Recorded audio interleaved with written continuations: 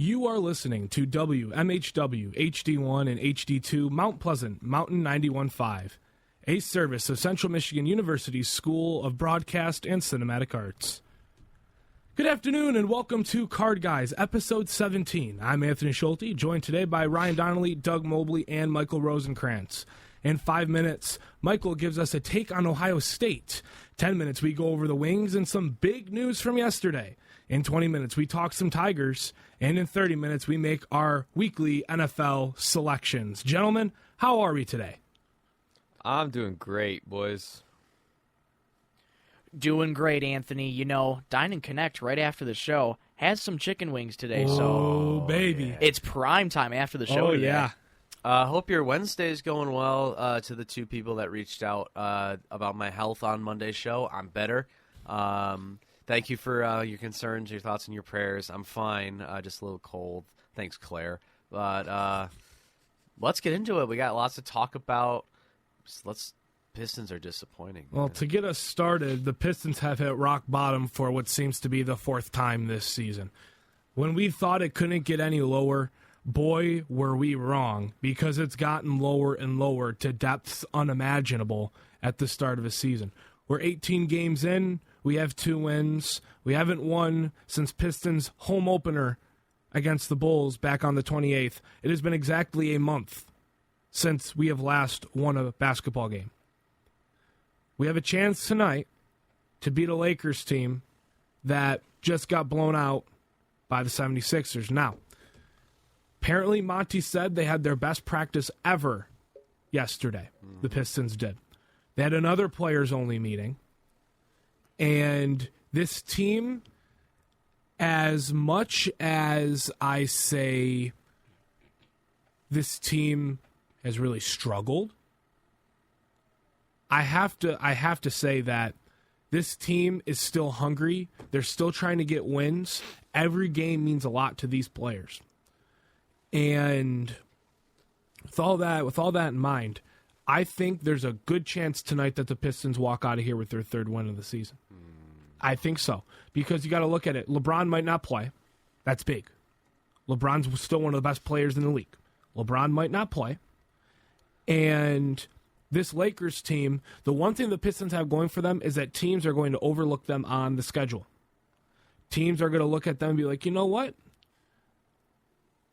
We might not have to prepare that much for this Pistons team. This could be an easy win, right? And the Pistons come out after losing that game against the Wizards. If this team's going to come out playing well, I think, tonight. I do agree with you. Fun fact, if the Pistons lose tonight, it'll set a franchise record for most losses in a row. Oh, yippee. 15. But I don't know if they're going to win tonight. Again, LeBron not playing. The Lakers are coming off a 44-point loss to the Sixers, which they're going to be very hungry after that. And the Lakers are so deep. Not only do they have LeBron and AD, they have D'Angelo Russell, Gabe Vincent, Thomas Bryant, Rui Hachimura, Max Christie. Like, you have so much depth on this Lakers team that I feel like they're somehow going to pull it off. There's a lot of depth there. But there's also, the Lakers are a weird team because one day they're the best team in the league and the next day they're not. You know, Anthony Davis could have an A Disney game. LeBron might not play, and D'Angelo Russell's D'Angelo Russell. The only player I'm really worried about tonight is, other than Anthony Davis, is Austin Reeves, and that guy annoys me a lot. But nonetheless, I think the Pistons have a great opportunity tonight. This game got taken off NBA TV. So if I'm the Pistons, I'm looking at this like, okay, we're now viewed as the worst team in the league. We have the worst record in the league. We're on a terrible losing streak. We lost a game we were supposed to win. I'd come into this one just pumped, ready to go. And you know what? I could see the Pistons pulling off the upset. It's got to give. At one point, things are going to click, and it's got to give. And I think it could be tonight, especially off that humiliating loss against the Wizards. But Lakers tonight, 7 o'clock on Bally Sports Detroit. The Wings are also on tonight on TNT. We'll get to the Wings a little bit later in this program. But, you know, the Pistons, we said on the show yesterday, or on Monday, excuse me, this episode was either going to start with a big old good afternoon, or this episode was going to start with a little bit of a rant here because we lost.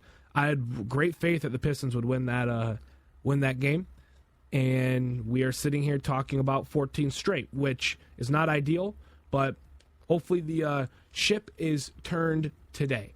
Moving on, Michael, we couldn't get to this in the last show, but now we have some time today. You have some thoughts on Ohio State now, don't you? Yes, this is just to be very brief about Ohio State, sort of piggybacking off the conversation on Monday. I'm sure that you all happened to see Ohio State cornerbacks coach Tim Walton had a fun little conversation with Michigan wide receiver Roman Wilson. And this was in regards to Roman Wilson's quote-unquote controversial touchdown. And I think, not even from a fan standpoint as a Michigan fan, if you look at that replay slowed down, gentlemen, it's pretty obvious that was a touchdown that Roman Wilson had. It was a touchdown, but also if it was called an interception, there wouldn't have been enough to overturn it, just like how there wasn't enough to overturn it when it was a touchdown. There were a lot of those calls, not just in college, but in the NFL over the past weekend. Exactly. The point I'm trying to make is when you have your arch rivals coaching staff attacking your players, that is such a bad look on the school, and still they have not posted the final score graphic. And again, Anthony, I don't think they ever will. The thing with Ohio State, and the thing that Michigan's got to love right now, you have quite literally, again, broken your arch rival. And that is one of the greatest feelings that you've got to have right now. And from Ohio State, for Ohio State, you want to look at where do they go next. It's going to be a long road from here because I don't think they're making the college football playoff. They're going to need boatloads of help.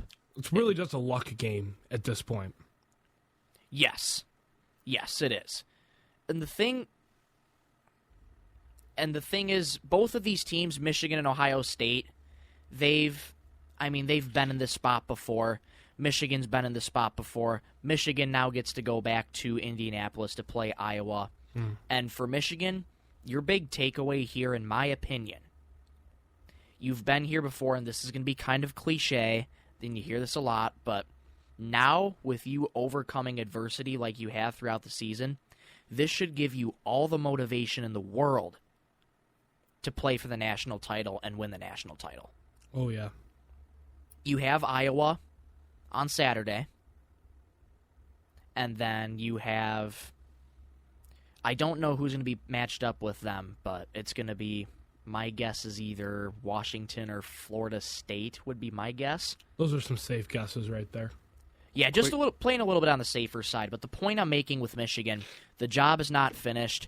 Now is the time to do your job in the college football playoff and finally win the national title. Michigan fans want it. The state wants it. And, yeah, that's really all I have to say. Quick little tidbit. I do agree with you. But if Oregon beats the 12-0 Washington team in the Pac-12 championship, they make it into the playoffs. Not Washington. That's true. I think they're a better team, and I think they're going to do it. Yeah, I could see that happening as well. Go ahead. I could totally see that. I don't think I can see Florida State make it either because of Jordan Travis's injury. But I hope they play I hope they make it because I hope they play Michigan and Michigan makes it to the national championship for the first time in years. But that's a really good take, and yeah, I agree with you. And just one more bit of information. I think one of the big things for Ohio State is just after that game-sealing interception, especially looking on the face of not only Kyle McCord, but especially in particular Marvin Harrison Jr., there's a sense of, I was recruited to Ohio State, and for the past 3 years, it's almost like he's been lied to. I was promised to win championships. I was promised that I would beat Michigan. And for the 3 years, and for not only for those student athletes, but entire classes of students at The Ohio State University. They'll never get that experience to say, yeah, we beat our arch rival Michigan. So for Ohio State, next year in the game, you have got to turn it around if you want a chance to beat Michigan. Yeah, I agree. We're going to move on here to some Red Wings. The Red Wings made a big splash yesterday. One of the biggest moves of the season. The Red Wings signed Patrick Kane. Coming off a little bit of a hip injury.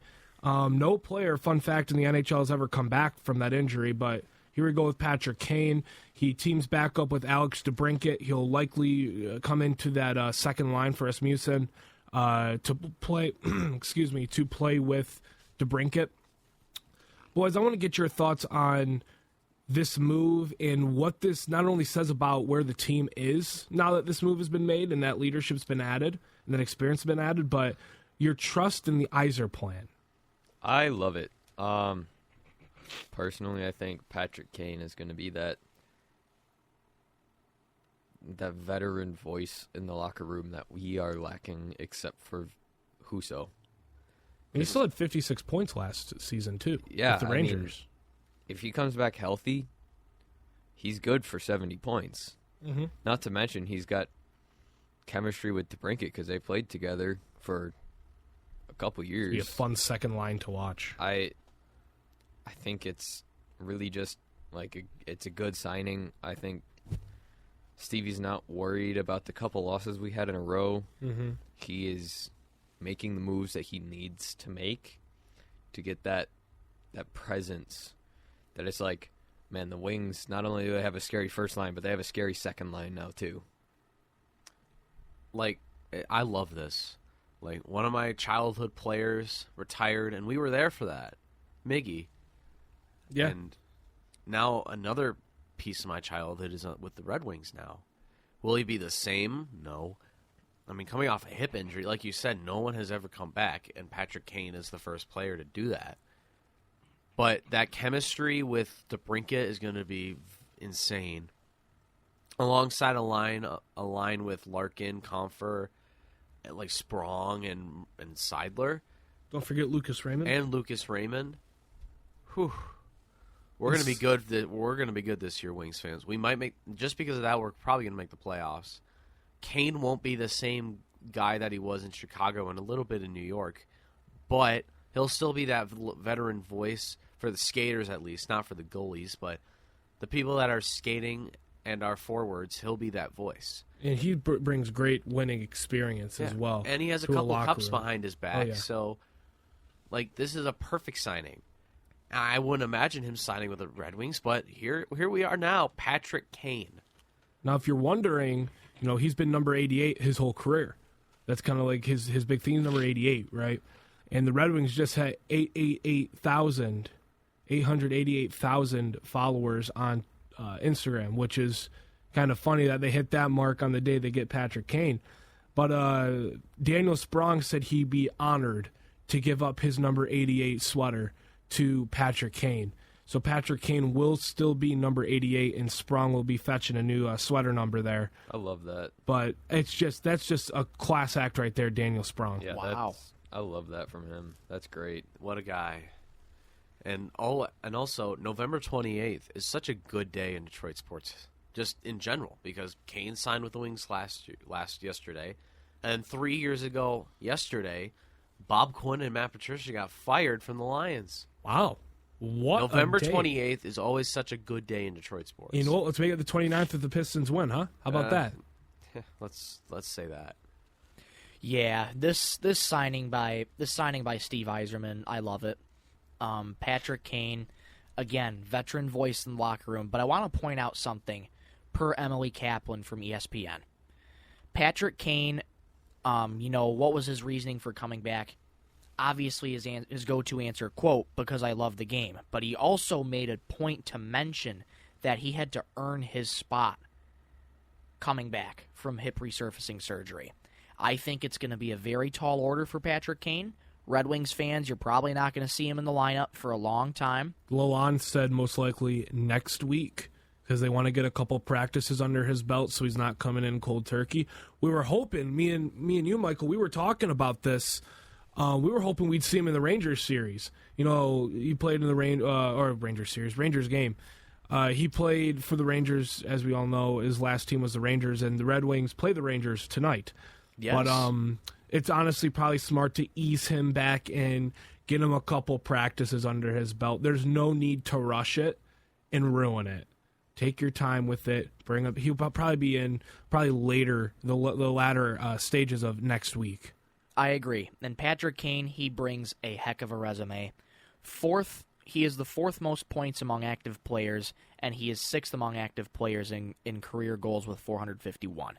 The Red Wings have been in a playoff drought now for 7 years, but I think Red Wings fans, this is the time that we can build a little bit of optimism. And you know what? In Yzerman we trust, and I love what Yzerman has been doing. He's been going out to get all sorts of different players, prospects, and I really think Stevie Y is going to be doing something special to this Red Wings organization. I think so, too. Just the team he's put together, and, I mean, a lot of NHL personalities are saying that the rebuild's over. Do I agree with that? Perchance. I don't know. We need to see how this season goes. We could continue the way we've been playing, and Patrick Kane could play, the way he played in Texas, and now all of a sudden, or Texas, what am I doing? New York, the Rangers. I got mixed up with my sports because Texas just won a World Series. There's that for an early Wednesday. He could play the way he played in New York. He could play, and everybody could just gel so well together. And all of a sudden, the Red Wings are, in the playoffs. Right now, what are we, like a wild card if the season were to end today? I think so. I want to say that we're third in our division. I want to say that we'd be a wild card going into this into the playoff. So if we could keep this up and keep playing at the way we're playing, knocking down some big teams, winning games we need to be winning. I think that's one thing that this team does need to clean up is you got to win those games you're supposed to win. And I know how any sport for that matter, any team can win on a given night. But, I mean, you should have at least won one of those games in Sweden. Probably against Ottawa. Do we deserve to win against Ottawa? No, but we had the chance. It's those games where you have to win it. It's almost, I don't want to say must win because it's not like a Pistons situation where it is must win every night, but it's to a point where it's like, all right, let's start winning these games we need to win consistently, and let's start knocking down these big boys consistently. We know how to knock down the big boys. Look at the Bruins, 2-1 against the Bruins this year. 2 of their 3 losses, the Bruins, are against Detroit. I just think this team, especially with the more they play together, and I've seen chemistry built throughout the season. And, we had that little rough patch. I think it was about a month ago. We had that little rough patch we went through. But, I mean, we bounced back from that pretty well, I'd have to say. And may I mention really, really quickly, the Bruins now on a 3-game losing streak ever since suffering that loss to the Red Wings. Then they lost to the Rangers 7-4 and the Columbus Blue Jackets 5-2. I did not see that. The Blue Jackets? Yes, sir. Did we ruin the Bruins? It could be quite possible. The Red Wings ruined the Bruins. The Lions ruined the Raiders, and the Red Wings ruined the Bruins. That's funny. I'll take it. I'll take it as well. I will take it. Are we the best team in the NHL? Oh boy, here we go. Pistons go 2-1. Finals, best team in the NBA. I wouldn't. Well, make that's that the claim. Pistons. The Pistons have been bad for 15 years, Yep. and when we have a over 500 record, that's a win. We have not had an over. So I consider my coherent life to start in 2010. Born in I've 2004. been a Pistons fan since I was a little kid. I was raised with Detroit basketball my whole life. My family, my dad worked at the Palace in the 90s. We have family friends that work for the Pistons. I grew up with the Pistons. They have my whole heart. I've just never seen them win. The one good game I went to was an April 2019 game against the Grizzlies, and we came back from 30, and Ish Smith had the best game of his life. And then I went to Game 3 of the 2019 playoffs. Yeah. I've been a Pistons fan. I'd say right when we traded Chauncey is when I became coherent enough to watch the Pistons. Around 2010s when the mediocre era of Pistons basketball began. Charlie V, Ben Gordon, Rodney Stuckey, Greg Monroe. Those players were my childhood. Andre Drummond, Josh Smith, and then you get into Reggie Jackson, Kentavious Caldwell-Pope, Marcus Morris, Aaron Baines, and Ish Smith off the bench. And then you transition to, you got Reginald, you got Blake Griffin, my Blakey Poo, and Andre Drummond with that collection of misfits that just seemed to work together in 2018-19.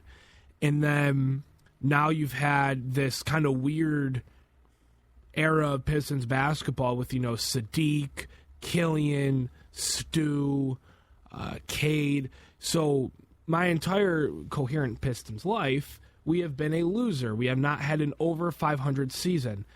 We have not. Both times we went to the playoffs, we were 500. Isn't that fun? I like how we went from Red Wings to just Pistons. How did that happen? How did we get there? How did that happen? Anyways, let's move on. Anyways, we're going to move on to some Detroit Tigers. We haven't talked about our Tigers in a while on this program. I love my Tigers. I love my Tigers, and they are doing exactly what we want them to do. They are spending money. Thank you, Mike Ilitch. Chris Ilitch, excuse me. Chris Ilitch actually spending money on the Red Wings and the Tigers? My mind's Well, I mean, blown, you guys. spent $2 million on Patrick Kane. Well, It's still. you're still spending, but Still spending. Kenta Maeda officially signed. We weren't going to mention it Monday because he still had to pass his physical, and we've seen in the past that physicals don't always get. Carlos Correa don't always see physicals get passed, but Kenta Maeda, it's official. He's a Tiger. He gets $14 million next season, $10 million the following season. I couldn't be more happy. Now, a lot of people are like, it's just Kenta Maeda. He's old. Look, we lost Erod, or we're going to lose Erod. probably. And we need that type of veteran voice in that rotation, and he brings that. All right, he's going to be at the end of our rotation, but he's still a good end of rotation guy. Look at him in Minnesota last year. He was a Tiger killer last year, and we took him up and we signed him. And you know what? It makes me happy because this regime has been known, at least the Chris Ilitch regime, has been known for not spending a dime. And the only dime you spent was on Javi Baez. That's like buying an expired steak and finding out when you get home. You spend high money and you come home and it's expired. Oopsies. I just burned $20 on a piece of meat. Well, that's Javier Baez. And you haven't seen him spend that much money. He hasn't done anything financially to build this team. And this Kenta Maeda signing is a step in the right direction because I feel like now Scott Harris and his crew, they have the freedom to be able to spend some cash. Mm-hmm. And I think that is big for this team because what have we said the last couple of years? All this team needs to do is sign some big guys and we're competitive, especially in the Central right now. Because Royals ain't doing nothing. White Sox ain't doing nothing. Indians ain't doing nothing. Guardians, aren't doing anything. And the Twins. The Twins are the only thing we have to worry about. In you know what? If we win our out-of-division games last year, we're winning the Central. I mean, there was that stretch in the summer, what was it, like July or June, where we thought we were going to win the Central. I want to say it was July or June. Maybe June it was when we went on that really big losing streak. I think it was a little. I think it was like July. early June, end of May, where it was like we were flirting with the number one spot in the Central, and we're like, maybe we could do it. No, I think it was Father's Day is when it started to. So yeah, and then August, and we were like, and in August, the it's best like, team in if it wasn't for that giant losing streak, anyways. The Tigers this signing is big because it tells us that we have the ability to trade for big players and sign big players because we don't have to worry about Chris Ilitch not spending cash. And that's been the one thing hindering the Tigers' rebuild is we haven't been able to buy, and now we're going to be able to buy. We have a lot of money now that we're off of Miggy's contract. I'm excited to see what else we bring in the offseason because this is just the start, and I think it's a good start. Kenta Maeda signing for that contract makes me think that Erod might be gone. I don't think we're going to re-sign him after Kenta Maeda. And There's a rumor going around, don't quote me on this, that the Tigers, I almost said Pistons, the Tigers are going to go after either Matt Chapman or Alex Bregman. Those Yeah. are, yeah. No, And those, I love that because we need veteran bats. Javi is a veteran bat. we that did sucks. get Marcana too. And we got Yeah. Marcana. We got Marcana's Marcana. going to be great for the long run. He's young. He had a great No, year. he's not. Marcana's like 33. No, I thought he was 28. I thought he was 28. No, Marcana's kind of. And, Well, I trust Doug because he has baseball knowledge. But Marcana, he's oh, going he to is 34. Wow. He is? Yeah. Oh, Wow. This is news. I thought he was 28. I thought he was in That's this- why he's only on there for a year. Makes sense. Kenta Maeda. Still a good veteran though. He was so Can't- good last year. Mark Hanna, he was great for the Brewers last year. Hopefully we get Bregman or Chapman. Do we need him? Yes. Yes, we do.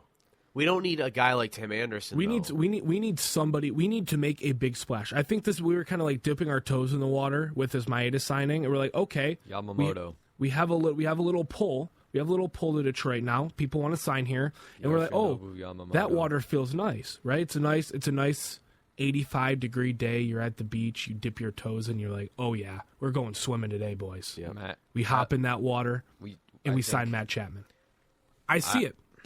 I can think see we it. either sign Matt Chapman or we trade a couple prospects for Alex Bregman. Like, I could see Matt Chapman making that trip across the If ambassador. there's anybody that we like cannot give up, it's Colt Keith, it's Parker Meadows, and Max Clark. and Max Clark. We Parker can't- Meadows, I think he's expendable. I think he is. Parker Yeah. Meadows is definitely expendable. Not gonna lie. I think Malloy. I think it's Keith, Malloy, and Clark.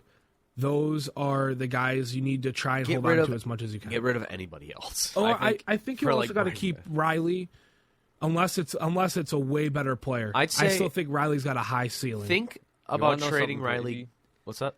In my MLB The Show season last night, the Yankees tried to trade me Anthony Volpe for Riley Green. I think that's the level of trade that we would need to get for Riley Green to. I think, rid and of you know him. what? I think one thing that kills rebuilds is trading away your young guys because of he might be injury prone. Right. I say give him some more time. Look, Riley Green's got a big ceiling. I think we keep him. We have to keep Kerry Carpenter. We have to keep. I think the only pitcher that's really expendable right now is Manning. I think he's the only one that we could really consider trading. We got to give Mize some time. Scoops has been great, especially coming. He came off that injury and he surprised everybody. What, he had a Can't get rid of- 2.8 ERA. Yeah, you can't get rid of Reese Olson. Can't get. I think Reese Olson's be real. I mean, if we can't find another pitcher, I think he's be really good as just the end of the rotation guy. Yeah, SGL, he's expendable. Yeah. Yeah. I want to say this: looking at the prospect list, I'm very happy. Oh, this farm system got uprooted and flipped around in I'm about a season. Scott Harris. So happy. I love it. Max Clark, my favorite player from the draft, except for Paul Skeens and Dylan Cruz. But like, Paul Skeens a winner. yeah, Colt Keith, stud. He'll be in the MLB next year. Jackson Jobe, give him 2 years. Jace Young, give him 2 years. There's a completely new middle infield right there. Who's that guy we got for Lorenzen? How you Lee? Yes. How you doing? Yeah, he's down in A+. I think he's going to be a nice little piece. Like has like a maybe like a little. How you Lee is going to be so. He's good. gonna How you be, like he's that gonna be deal? a very good utility you- player for us. He's how you only, like that he's homer? 20. One thing I'm looking and I find interesting here, Dylan Dingler is listed as on the MLB roster according to the prospect rankings. Call him up. I think Rogers is our catcher. I think Rogers is our catcher. We have but didn't we just re-sign Carson Kelly? We have Carson Kelly on a 1-year deal, and I think that gives time for Dylan Dingler to play in spring training. Yeah. It gives him time to maybe adjust for a month. Let's say play him in April. If he doesn't play well, send him back down to AAA until August, and then bring him back up. And you have that safety blanket of Carson Kelly that I think that will give us a headache, but he'll get the job done. I think for the that's why most they part. did that. But I don't know. This is the happiest I've been with our. I think Jake Rogers really coming into last year. We were like, okay, we're gonna have Dingler. We just have to get through this Jake Rogers thing. We didn't think Jake Rogers would be good. What he did last year at the plate, I mean, Rake Rogers is a real thing. Yeah. And having your catcher, the ability to hit the long ball at the end of the lineup, I think that is one of the most underrated things, is having bats at the end of your lineup. Because you don't want to go into a ninth inning, an eighth inning, a clutch situation, and all of a sudden it's your 7-8-9, it's your 8-9-1, it's your 6-7-8, and you're like, oh boy, what offense are we going to get? With Jake Rogers at the end of that lineup, you can at least be like, you know what? We got a chance to put some wood on the ball.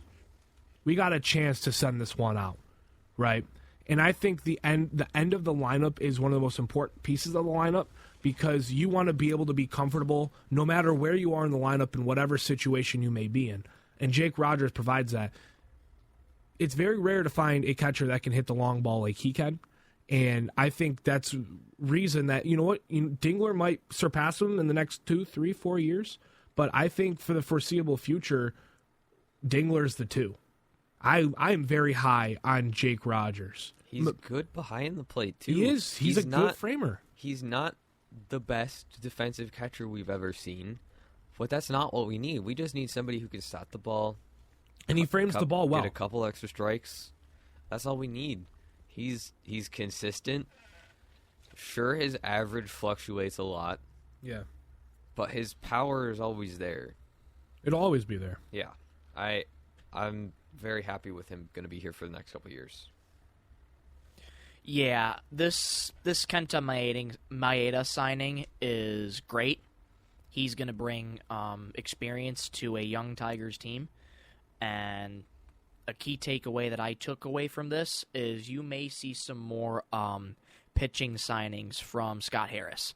We'd better need that. Our bullpen is not great. That's our weak point. Yes, We have he Tyler said. Holton. He said, "quote You'll never hear me say we have enough pitching."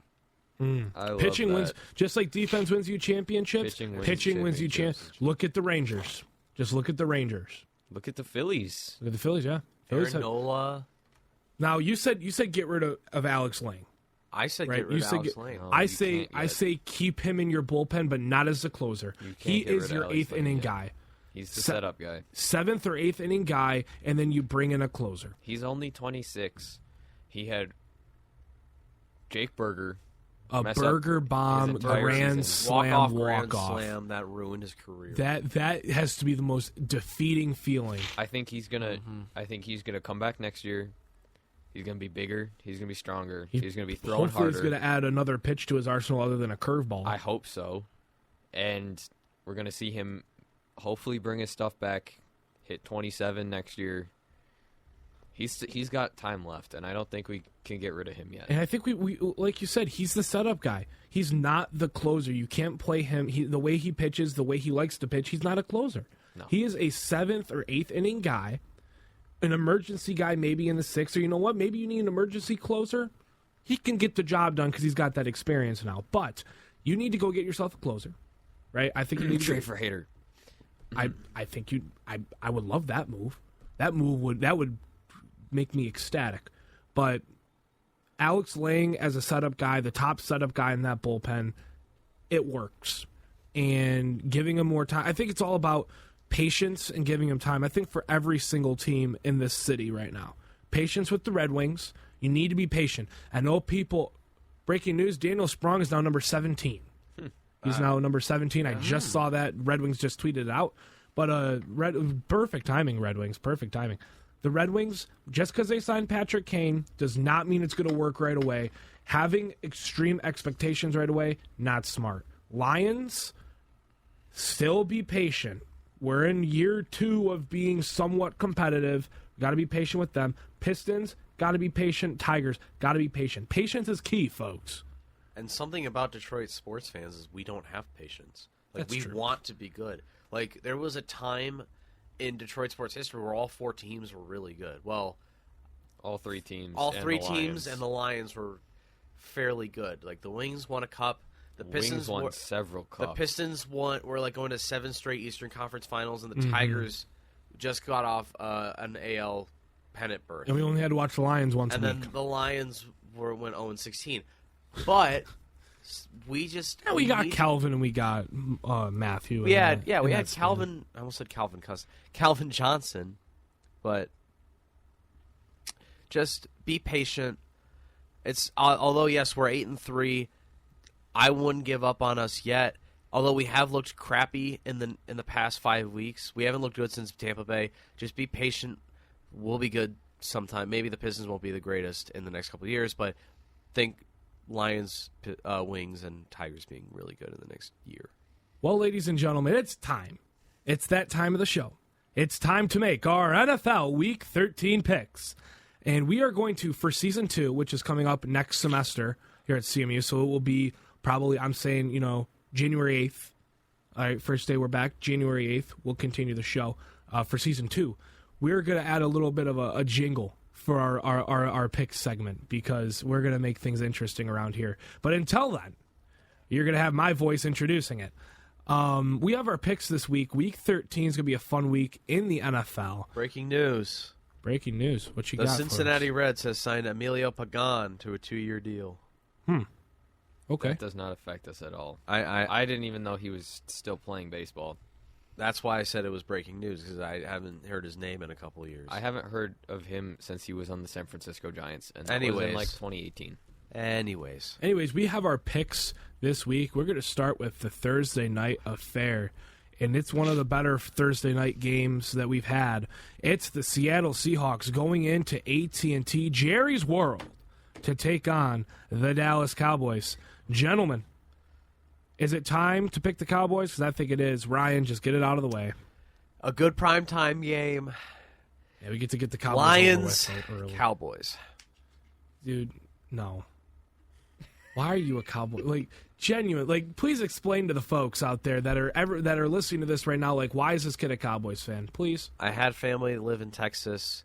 My dad was a big Emmitt Smith fan. He gave me an Emmitt Smith jersey when I was little. Although I do think Barry is better than Emmitt Smith. Thank you. I do think he is. He is way better than Emmitt Smith. There are some delusional people out there because that think otherwise. Emmitt Smith had more rushing yards, career more rushing yards. No, Barry Sanders. Although Barry he Sanders. rotted in Detroit, he was still the better player. He rotted in Detroit while Emmitt Smith I was had on the my Cowboys. grandpa was a Cowboys fan. My dad was a Cowboys fan. And now the Cowboys are my second favorite team. That's fair enough, but I still don't accept the Cowboys I am a fan. Detroit sports fan through and through. The Lions are my favorite sports franchise of all time. Getting The a little Lions. defensive there over there, Cowboy. The Lions are my favorite. It goes Lions, Pistons, Tigers, Michigan. my. I'm sorry.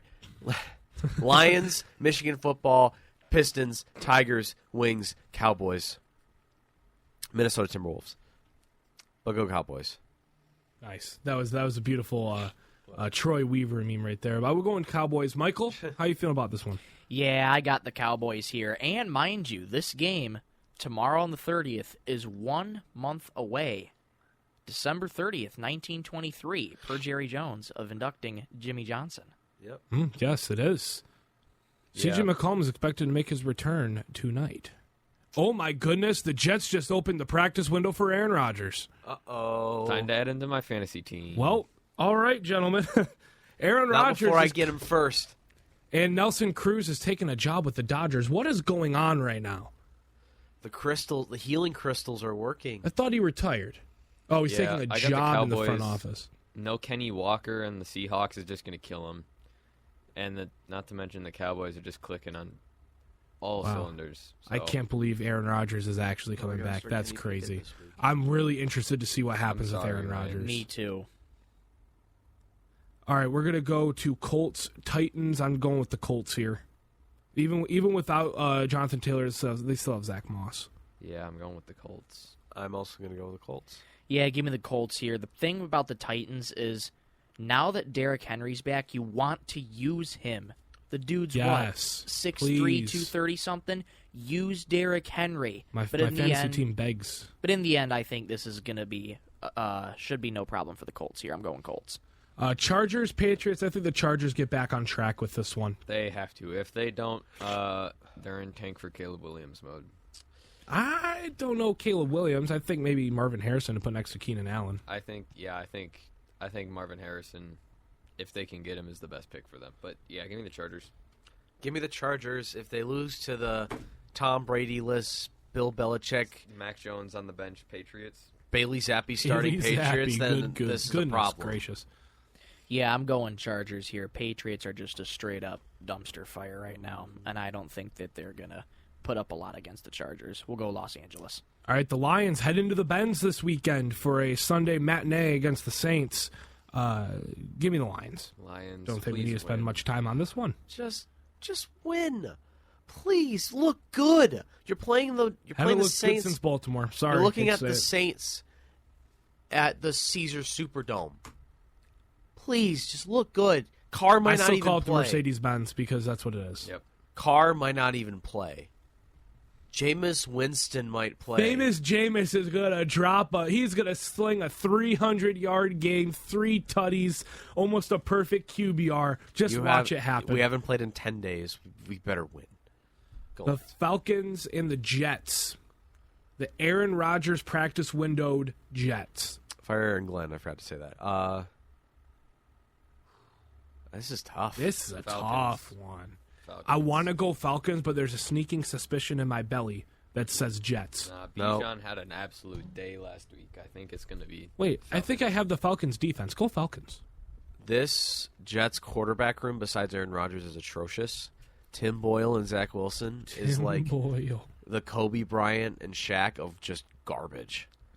Just give me the Falcons. They're gonna destroy. They're the Kobe Bryant and Shaq of bottom tier quarterbacks. What an analogy. Falcons, Jets. In my opinion, both quarterbacks are just my thoughts, not the best. But I think Falcons are. I think they're gonna ride the momentum off of their home win last week. And although the Jets have guys like Garrett Wilson or something, but this one is tough. I'm gonna stick with the Falcons though. Bijan's gonna carry, and yeah, should be good for the Falcons. You would think. Cardinals, Steelers don't need to spend too much time Steelers. on this one. Or the next one, Dolphins, Commanders. and then I'm gonna take the Steelers Dolphins. and Dolphins. Yeah, let's Dolphins. just get those out of the way. This will be an Anthony's gonna intriguing pick the matchup right here, Broncos. folks. Anthony's picking the Broncos. I can already feel it. Broncos, Texans. I'm going Texans. Give me going Texans, C.J. Stroud. This is tough. I overthink a lot, and Really. yeah, the Texans looked great, and the Broncos are the next Detroit Lions of last year. No, they're not. Give me the Texans. Broncos are frauds. Yeah, this is Texans all the way for me. C.J. Stroud is on absolute fire. Buccaneers, Panthers, Bucks. Bucks. Bucks. Ladies and gentlemen, Ah, you scared me. the Anthony Schulte upset of the week comes with the Cleveland Browns and the Los Angeles Rams. Although America 60% picked the Rams, I still see the Rams as the underdog. Give me the Rams over the Browns. Anthony Schulte upset of the week. I don't care about what America thinks with the 60% picked. I still think the Browns, if they're gonna be a good team this year, which I think they are, they need to be able to overcome injury. And I still think the Browns are going to win just because I think they're just the better team than the Rams. But it's my upset of the week for a reason because the Rams, on my eyes, are the underdogs. Give me the Rams. That's my upset of the week. It was tough to pick an upset of the week this year. Give me the Rams. Or this week. Give me the Cleveland Myles Garretts. Also, give me the Cleveland Browns. Rams, Browns. This is another tough one. Cleveland Browns defense fueled by Myles Garrett. Rams, they have people on offense. Matthew Stafford actually had a pretty decent game last week. He's starting to turn it up. He is. And You got Kupp, you got Puka, Nakua. Kyron Williams. Yeah, yes, he's back. Kyron Williams, Puka Nakua. I'm gonna go on the bandwagon with Anthony. Give me the Rams. It here. worked last week. We're doing it again. I love it, Michael. I love it. This is game of the week. Why is this not Sunday Night Football? Niners, Eagles. Eagles. Give me the Niners. I'm sorry. Wow. Give me the Niners. Look. If the Eagles play the way they played for 3 quarters against the Bills last week, the Niners are going to run away with this one by 3 touchdowns. The Niners right now, they're on a roll. McCaffrey's getting back on it after ending that touchdown streak. Brock Purdy's put it back together. Debo and Ayuk are playing well together. That defense is just incredible for the Niners. I think the Niners are the best team in the NFC. The Eagles you can't look at record to define a team. The Eagles have shown in a couple games this year. I mean, one, they lost to Zach Wilson. Let's be frank, they lost to Zach Wilson and the Jets. But also, in their wins, I mean, the Buffalo win, they should have lost that game. There are a couple other games this year, too, that it's like, okay, maybe the Eagles didn't play their best in this one. And I think the Eagles are going to come in. Look, I know they're on the road, or they're at home, but give me the Niners. They just had the better roster overall, in my opinion. Eagles. I'm actually going to piggyback. And actually, I'm going to make this my upset of the week. Nice. Because these are very even matchups, I feel like, this week. So I don't have a lot of energy to be like yelling and be like, this is my upset, but this is my upset of the week. Go Niners. Niners, Eagles, this should undoubtedly be for Sunday Night Football. I will say that. They could move it. No, they decided not to flex it. Why? I think they should flex this game, but... This is going to be Game of the Year material. I think this is going to be Game of the Year material. I can't believe you guys are going to make me do this, but I think I'm going to ride with the Niners. Nice. Go Niners. Chiefs, Packers. Chiefs. Give me the Chiefs. Sunday Night Chiefs. Football's going to be a dud. Sorry. Yep, the Beefs. Jags. Picks are Kansas City locked. Beefs. Give me the Jags. And then we have Monday Night Football, Bengals, Jaguars. Jaguars. Give me the Jaguars. And I'm going to go with 48 points scored in this contest. 48 point. I'm gonna go 38, all scored by the Jags, because the Bengals don't have offense without Joe Burrow, and my picks are locked. Yeah, I'm going to stick with the Jags here. I'm going to go sort of middle ground in between both of those, sort of towards Anthony. I'm going to go 45 points. Nice. Well, with those picks, go ahead. Patrick Kane is practicing with the Wings today. Nice. There are pictures on X that the Wings Twitter. that they just tweeted Patrick Kane's doing their morning skate Nice. in Boston. That's good to or see. in New York. So It's good to see. The Wings are on tonight against New York. Should be a good one on TNT. But with that, that's all we have for today's show. Thank you for tuning in to Card Guys, episode 17 on 91.5 The Mountain, YouTube, and wherever you get your podcasts. Join us Monday, as we only have a few episodes left in the season. We're going to have some fun going over some NFL. Maybe the Pistons win a game in the time that we're off the air. Who knows? But for my good buddies, Ryan Donnelly, Doug Mobley, and Michael Rosenkrantz, I'm Anthony Schulte saying have a good one. So long, everybody. Ho, ho, ho. Merry Christmas. Love you, Mom and Dad.